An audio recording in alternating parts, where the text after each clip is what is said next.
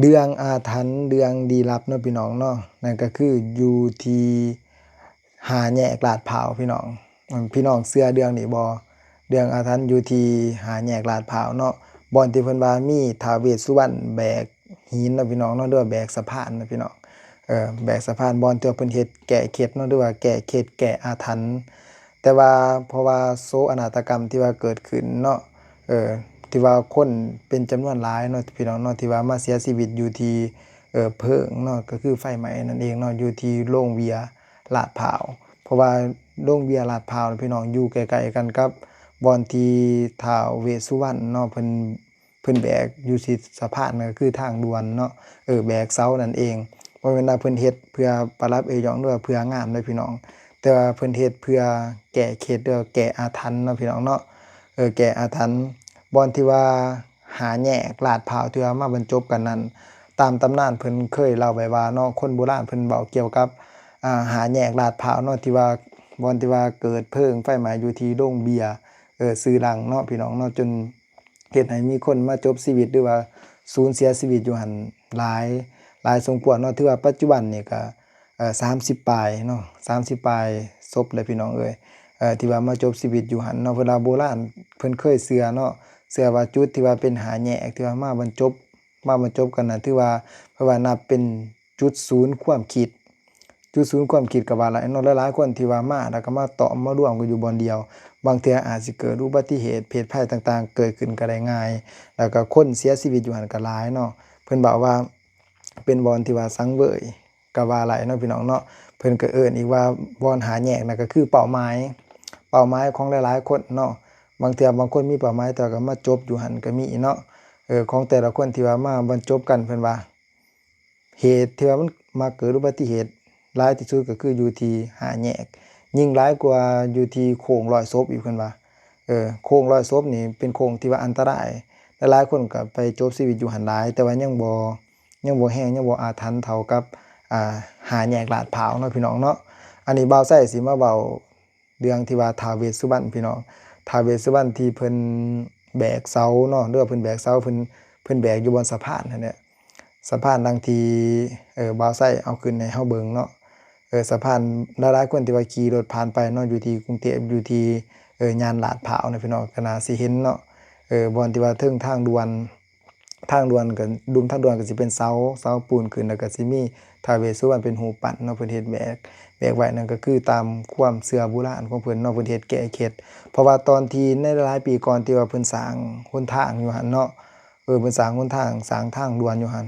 การก่อสร้างก็ถือว่าเฮ็ดให้คนจบชีวิตอยู่หั่นหลายที่สุดอยู่บน5แยกลาดพร้าวบ่อนที่ว่าเพิ่นเฮ็ดรูปปั้นท้าวเวสสุวรรณขึ้นนั่นน่ะตามที่ว่าบ่าวไส้ก็ฟังเขาเว้ามาคือกันเนาะพี่น้องเนาะอันนี้ก็น่าสิแม่นความจริงเด้อบ่าวไส้เชื่อว่าแม่นความจริงแน่นอนเนาะเพราะว่าตามความเชื่อของศาสนาของพราหมณ์ว่าซะของพราหมณ์เพิ่นก็ได้สร้างรูปปั้นท้าวเวสสุวรรณขึ้นแม่นว่าเพื่อเฮ็ดให้จบงามหยังได้เพื่อแก้เคล็ดพี่น้องเพราะว่าตอนที่เพิ่นสร้างหนทางอยู่หั่นเนาะสร้างหนทางด่วนเฮ็ดให้มีเสาหรือว่าตอหม้ออิหยังหั่นล่มแล้วก็บ่สำเร็จว่าซะเฮ็ดจั่งใดก็บ่สำเร็จแล้วก็คนนี่ไปจบชีวิตอยู่หั่นหลายคนเนาะว่าสิเป็นแรงงานว่าสิเป็นผู้ที่ว่าเฮ็ดเวียกอยู่หั่นแหละพี่น้องก็ถือว่าจบชีวิตอยู่หั่นหลายคนเนาะพี่น้องเนาะเสียชีวิตหลายคนเพิ่นจึงว่าสร้างจั่งใดก็สร้างบ่แล้วจักเทื่อบัดนี้ยิ่งสร้างยิ่งเพิ่มมูลค่าในการเฮ็ดในการก่อสร้างเสียหายหลายจากนั้นเพิ่นก็เฮ็ดตามความเชื่อของพราหมณ์พี่น้องของพราหมณ์เพิ่นก็เฮ็ดพิธีกรรมขึ้นเฮ็ดให้ท้าวเวสสุวรรณมาแหวกเพราะว่าท้าวเวสสุวรรณนี่เป็นเจ้าที่ว่าใหญ่ที่สุดแห่งพวกผีทั้งหลายแห่งยักษ์แห่งผีทั้งหลายว่าซะเพิ่นเป็นใหญ่กว่าหมู่ให้เพิ่นมาปกปักรักษาอยู่หั่นว่าซะมาแบกสะพานมาแบกเสาอยู่หั่นหลังจากเพิ่นสร้างรูปปั้นให้แล้วปึ๊บเพิ่นก็เฮ็ดพิธีกรรมต่างๆเลยพี่น้องหลังจากเฮ็ดพิธีกรรมแล้วบัดนี้การสร้างหนทางหรือว่าการสร้างถนนหนทางด่วนน่ะก็ราบรื่นไปด้วยดีเนาะก็ถือว่าสำเร็จแล้วไว้ว่าซะพี่น้องนี่คือเรื่องตำนานเนาะพี่น้องเรื่องตำนานอยู่ที่5แยกลาดพร้าวเนาะพี่น้องเนาะ5แยกลาดพร้าวหลังที่บ่าวไส้ได้เอามาเว้าสู่ฟังเนาะที่ไปที่มาก็คือเรื่องที่ว่ามันเกิดขึ้นในปัจจุบันนี้เนาะพี่น้องเพราะมันอยู่ใกล้กับสถานที่นั้นบางเทื่อมันอาจสิ เกี่ยวพันกันก็ได้เนาะพี่น้องเนาะเพราะมันเป็นบอนที่ว่าบอนที่ว่าเคสบอนที่ว่าบ่อ่านภาษาบ้านเฮาก็ว่าเคสควงว่าซั่นเนาะเป็นบอนที่ว่าอาถรรพ์แล้วก็บ่าวไส้ก็ได้ยินเขาเว้ามาอีกว่าอยู่บอนที่ว่าโรงเบียร์ลาดพร้าวนะพี่น้องในบ่อนนั้นมันเคยมีเอิ้นว่ามีคนเสียชีวิตมาหลายแล้วก็มีคนเจ้าชีวิตด้วยการแขวนคอเนาะพี่น้องเนาะแขวนคอแล้วก็เสียชีวิตไปเนาะพี่น้องนี่คืออยู่ที่โรงเบียร์ได้พี่น้องลาดพร้าวเนาะแต่ว่าเฮาก็บ่ฮู้หรอกว่ามันเกิดขึ้นตอนใดเนาะจักซั่นเพิ่นจึงปั้นเนาะตอนที่ว่าอยู่ที่บ่าวไส้บ่าวกลับคืนมาเพิ่นจึงปั้นแก้เคล็ดอยู่ที่อันนั้นทางด่วนนั่นนะหลังจากไปแล้วมันก็ถือว่าสร้างสำเร็จแล้วก็ราบรื่นไปด้วยดีเนาะสำหรับเรื่องที่ว่าเศร้าสลดใจเนาะพี่น้องเนาะก็คือเรื่องที่ว่าเกิดขึ้นเนาะเหตุการณ์ที่ว่าเกิดขึ้นอยู่ที่ลาดพร้าวเนาะพี่น้องเนาะตามโบราณเพิ่นได้กล่าวไว้ว่าดวงวิญญาณที่ว่าตายเนาะหรือว่าดวงวิญญาณที่ว่าเพิ่นจากไปเนาะ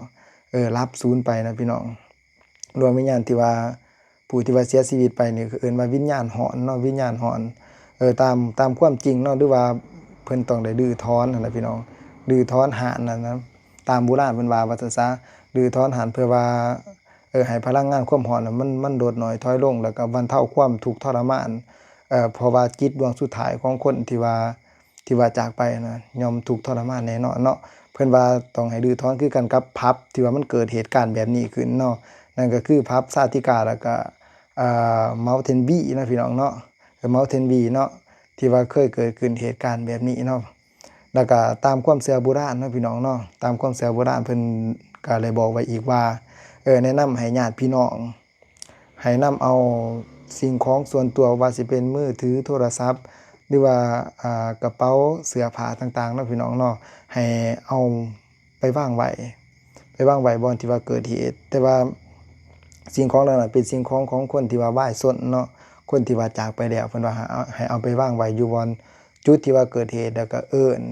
นชื่อนามสกุลของผู้ที่ว่าเสียชีวิตเนาะของผู้ที่ว่าเสียชีวิตแล้วก็เอาร่างของเขานี่กลับไปอยู่วัดแล้วก็ทำพิธีกรรมตามศาสนาในทางศาสนาเนาะเพราะว่าพิธีกรรมนี้จะต้องเฮ็ดนี่หลังจาก3วันแล้วจึงค่อยเฮ็ดหลายเนาะเพราะเขาจึงรวมวิญญาณที่ว่าผู้ที่ว่าจากไปแล้วนะเขาจึงสิฮู้ว่าเขานี่ได้จากไปแล้วเนาะเพราะว่าดวงวิญญาณนี่ก็คือจิตตอนนี้เป็นจิตที่ว่าลับพี่น้องเพราะว่ามันเป็นจิตลับปึ๊บไปบาดเดียวนะบ่ทันฮู้ว่าเจ้าของนี่เสียชีวิตแล้วเนาะหลังจาก3วันผ่านไปเนาะก็คือมื้อที่ว่าเกิดเหตุมื้อที่1มื้อที่2มื้อที่3มื้อที่4มื้อที่5ขึ้นไปดวงวิญญาณที่ว่าบุคคลที่ว่าจากไปแล้วเนาะผู้ที่ว่าเสียชีวิตแล้วจะฮู้เลยว่าตนเองนี่ได้จากไปแล้วเนาะก็คือจากเหตุการณ์นี้ว่าซั่นซะแต่ว่าดวงวิญญาณตอนนี้ก็คือเอิ้นว่าวิญญาณหอนหรือว่าเอิ้นว่าจิตคนที่ว่าจิตลับปึ๊บโดดนะพี่น้องเพราะว่าการจากกันไปในครั้งนี้ก็คือการจากกันโดยที่บ่ได้อำลาอิหยังเลยนะบ่ได้ล้ำลาผู้ใดเลยย่อมมีความทุกข์ทรมานแน่นอนเนาะบ่าวไส้เชื่อว่าดวงวิญญาณย่อมล่องลอยอยู่ในสถานที่นั้นแล้วตอนนี้เพราะว่าหลายๆคนเขาก็เลยเอาหลอกไม้บ่เนาะไปไปคำว่าเอิ้นว่าไปให้ว่าซั่นซะเนาะไปจุดธูปจุดเทียนเอาดอกไม้ไปวางไว้เนาะเพื่อไว้อาลัยแก่บุคคลที่ว่าจากไปโดยเฉพาะญาติพี่น้องแล้วก็หลายๆคนเนาะที่ว่าสูญเสียคนที่ว่าจากไปในครั้งนี้บ่ว่าสิเป็นคนลาวแล้วก็คนไทยเนาะคนลาวเขาก็กำลังไปเฮ็ดเวียกเฮ็ดงานอยู่หั่นเนาะผู้หญิงที่ว่าไปเฮ็ดเวียกอยู่ในหันเนาะไปเป็นคนเสิร์ฟไปเฮ็ดอยู่ครัวกินอยู่หันเนาะก็ถือว่าได้จบชีวิตถึงว่าสิออกมาได้ก็ตามเนาะคนสวรรณเขตถึงว่าสิออกมาได้ก็ตามแต่ว่าออกมาแล้วก็ถือว่าบ่รอดเพราะว่าทนความเจ็บปวดบ่ไหวเนาะพี่น้องเนาะคนไทยก็เช่นเดียวกันเนาะผู้ที่ว่ารอดชีวิตออกมาเนาะถือว่าสาหัสเข้าห้อง ICU เขาบ่ให้ญาติเขาไปเยี่ยมเพราะว่ามันเป็นอันตรายแต่ว่าปัจจุบันนี้ก็ถือว่าคนที่ว่าเสียชีวิตก็เพิ่มขึ้นเป็น30ปลายคนนะพี่น้อง32 33คนเด้อพี่น้องมื้อนี้ถือว่าเป็นวันที่15เดือน7เนาะพี่น้องเนาะบ่าวไส้อัปเดตข่าวสารให้พี่น้องเฮาได้ฟังแล้วก็บ่าวไส้อยากถามว่าพี่น้องเชื่อบ่เรื่องลี้ลับเรื่องอาถรรพ์ต่างๆเนาะบ่าวไส้ว่าอยู่ใน อยู่ในบริเวณนั้นเนาะย่อมมีเรื่องอาถรรพ์แน่นอนเนาะแล้วบ่าวไส้สิเอามาเล่าสู่ฟังเนาะเพราะว่าเหตุการณ์มันเกิดขึ้นแบบนี้มันบ่ได้เกิดขึ้นโดยความบังเอิญเนาะสำหรับบ่าวไส้นี่นะมันก็เกิดขึ้นโดยหลายๆปัจจัยเนาะอีกอย่างก็เกี่ยวกับฟืนกับไฟเนาะพี่น้องเนาะแล้วก็เรื่องลี้ลับก็มีส่วนเกี่ยวข้องเด้พี่น้องเพราะว่าอีกอย่างมันก็อยู่ใกล้ๆกับบ่อนที่ว่ามันเคยมีประวัติมาก่อนนั่นก็คือหาแยกลาดพร้าวที่ว่ามีท้าวเวสสุวรรณปกปักรักษาอยู่หั่นเนาะก็ถือว่าอันนี้ก็แสดงความเสียใจสำหรับบ่าวไส้เนาะที่ว่าเหตุการณ์มันเกิดขึ้นแล้วเนาะคนลาวเขาก็ไปทำงานอยู่หั่นก็ถือว่าได้จบชีวิตอยู่หั่นก็หลายคนเนาะพี่น้องเนาะบ่ว่าสิเป็นคนลาวคนไทยก็ถือว่าบ่าวไส้ก็ขอแสดงความเสียใจนำหลายๆเนาะก็ขอให้ทุกๆคนที่ว่าเบิ่งคลิปนี้ฟังคลิปนี้ก็ปลอดภัยเบิดทุกคนเนาะที่ว่ารอดออกมาได้ก็ขอให้ปลอดภัยเนาะพี่น้องเนาะขอให้สู้ต่อไปเด้อพี่น้องเด้อบ่าวไส้สิมาอัปเดตเรื่องนี้ให้พี่น้อง FC เขาได้ฟังอีกเด้อพี่น้องเด้ออย่าลืมกดติดตามแล้วก็เข้าเบิ่งบ่าวไส้นำแหน่